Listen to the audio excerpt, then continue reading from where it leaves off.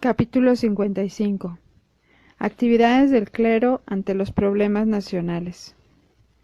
La actitud del clero ante los problemas nacionales.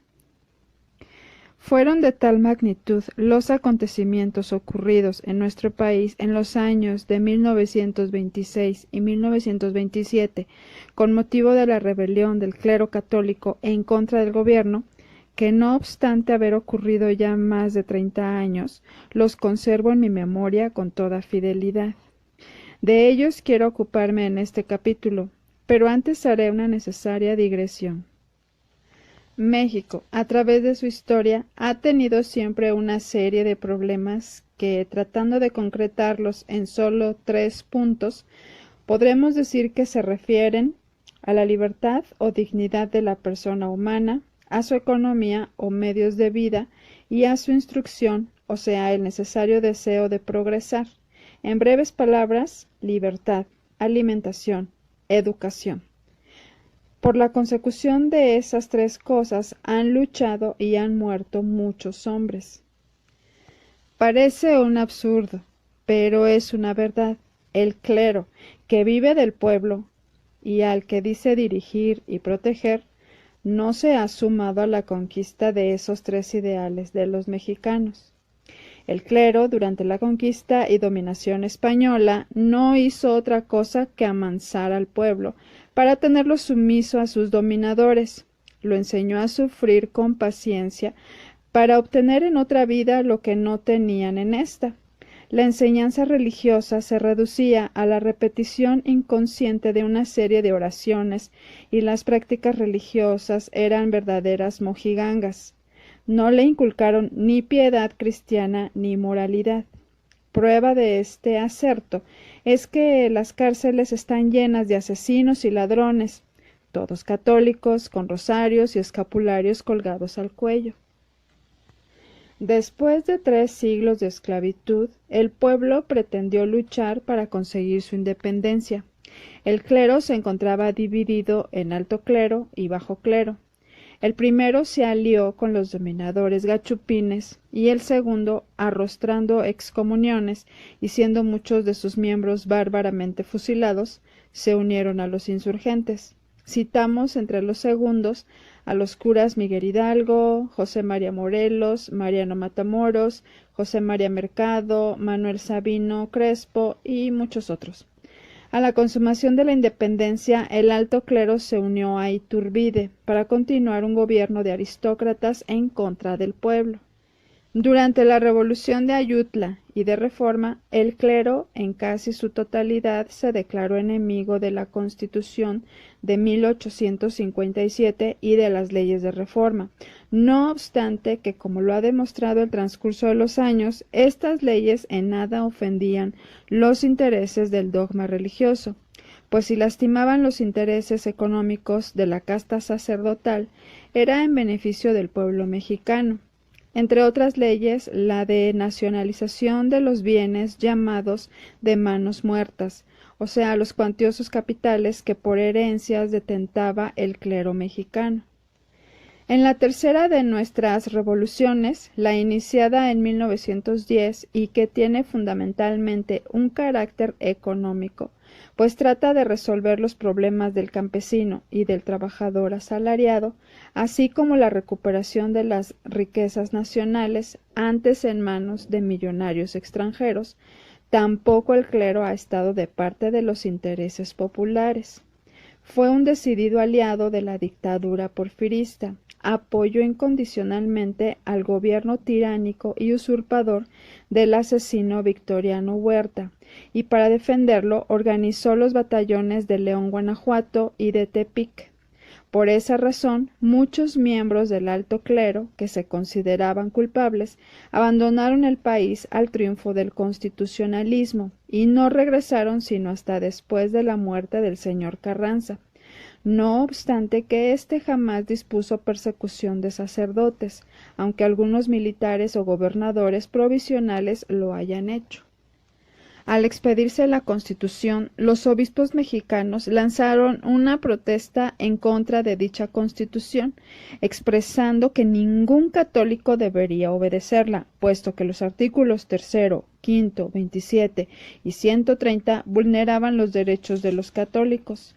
Los obispos yanquis se unieron a dicha protesta, lanzando ellos otra, la que fue publicada por el arzobispo Orozco y Jiménez de Guadalajara.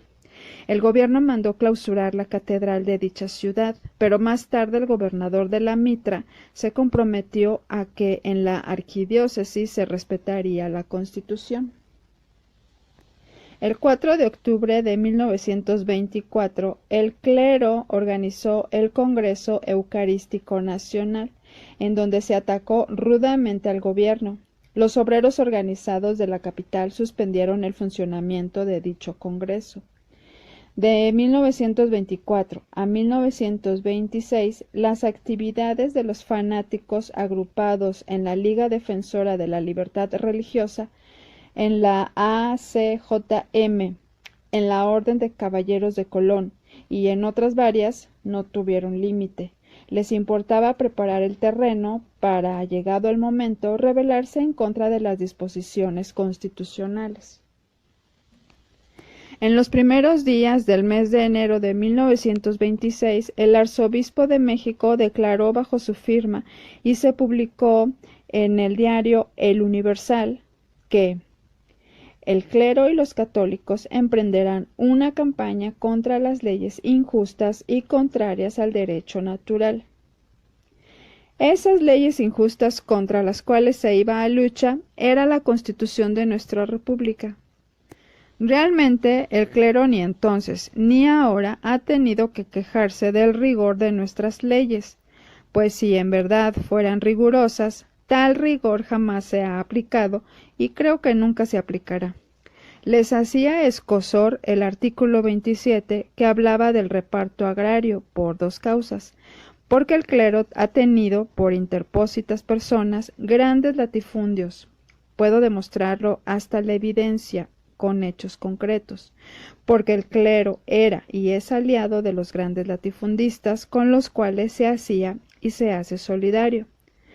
Pero esta era una mala tanteada del clero, pues si antes cobraba diezmos a los latifundistas, hoy los cobra y en mayor cantidad a muchos de los agraristas, especialmente a los que viven en las regiones fanatizadas de Guanajuato, Querétaro, Michoacán y Jalisco. El clero protestaba en contra del artículo 3º sobre enseñanza laica. Antes y ahora el clero tiene todas las escuelas que le viene en gana, atendidas por sacerdotes, y no hay medio de impedirlo, pues muchos de los inspectores escolares federales se hacen de la vista gorda, cuando no son también tan fanáticos como los propios directores de las escuelas confesionales. He visto que a muchos de esos inspectores los halagan dándoles clases bien pagadas, que casi nunca desempeñan, les dan obsequios, los invitan al lugar de honor en sus fiestas. En una palabra, los tienen, salvo honrosas excepciones, totalmente de su parte. De nada sirve la reglamentación sobre enseñanza laica. Los textos que se usan en dichas escuelas son escritos por sacerdotes, y en los de Historia de México tergiversan la verdad en todos los temas. El más celoso inspector no duraría en su puesto una semana. Es inútil tanta declamación sobre la pretendida libertad de enseñanza. Los fanáticos gozan de toda la que quieren y no hay poder que se las impida. Se inicia el conflicto religioso. Las declaraciones del arzobispo de México, José Mora y del Río, hicieron que el gobierno, presidido por el general Plutarco Elías Calles, tomara las medidas que indicaban el decoro y la dignidad del poder público y por principio de cuentas ordenó la expulsión de todos los sacerdotes extranjeros. 2 de febrero de 1926. Pidió informes a los gobiernos sobre la existencia de escuelas confesionales y ordenó su clausura. así como el que las legislaturas procedieran a la reglamentación del artículo 130 constitucional y limitar el número de sacerdotes en cada población. Esas medidas provocaron la reacción contraria entre los sacerdotes. El obispo de Huejutla lanzó una carta pastoral en la que decía que no tenía miedo a las cárceles ni a los fusiles asesinos, sino al juicio de Dios, y él le ordenaba no transigir con las disposiciones del gobierno. El obispo fue reducido a prisión.